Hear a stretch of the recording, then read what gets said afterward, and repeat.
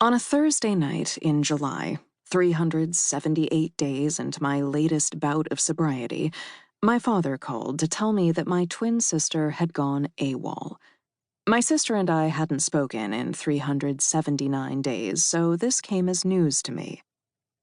"She told us that she was going to a spa of some kind," my father explained. "But she's been gone a week already, and she's not answering her phone. It all seems very strange." I found this unlikely. My sister had never done anything strange in her life.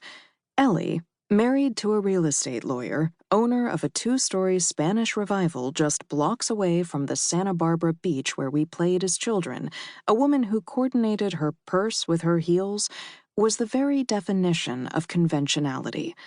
Last time I was at her house, I opened a drawer in the kitchen and found a banana slicer. As for me, I was living in a near-empty studio apartment in Hollywood, so close to the boulevard that I woke up most nights to the sounds of people vomiting in the bushes underneath my window.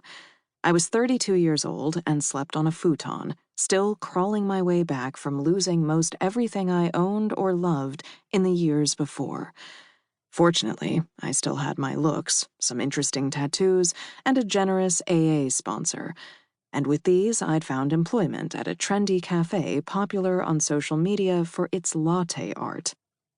From semi-famous child actress to milk foam Instagram model, that had been my life trajectory in a nutshell, a downward parabola precipitously accelerated by the excessive use of intoxicants.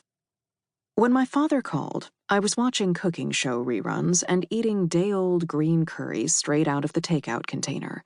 It was 9 o'clock and 80 degrees out, the air in my apartment still flaccid from the day's heat. I stood by the air conditioning unit and ducked my head to let the whisper of coolant dry the sweat on the back of my neck. "Let's be real, Dad. This is Elli. She probably just got a bad facial peel and is hiding out until her skin heals. Nothing strange about it." "That's what your mom said too, but I can't help worrying." I heard a familiar note of concern and disdain in my father's voice, a tone that was usually reserved for me. I'll confess, I derived some perverse delight in drawing that out of my father, that I might be the functional twin for once.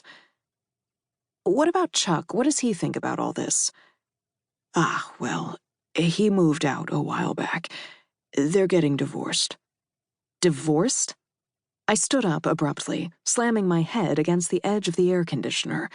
Something squeezed tight in my chest, compressing my lungs. "You still haven't spoken then, I take it?" Something had shifted in his voice, the pendulum of judgment swinging back toward me. "No," I said, squirming. "Not in a while." Why was my father calling me anyway? My mother was usually the one who rang me up when something was amiss. Typically, I got a tentative quarterly voicemail, left at a time when I was most likely to be at work, though I noticed that she followed the cafe on Instagram and liked every photo of me. A moment of hesitation. "And you're still okay?" "You mean, am I still sober? Yes, more than a year now." The silence on the other end of the phone was stiff with disbelief. "Look, do you want me to text you a photo of my latest recovery medallion to prove it?" No, I trust you. We're proud of you, honey." Was he? I didn't quite believe it, and I couldn't blame him for that either, given the number of times that I had betrayed their pride in the past.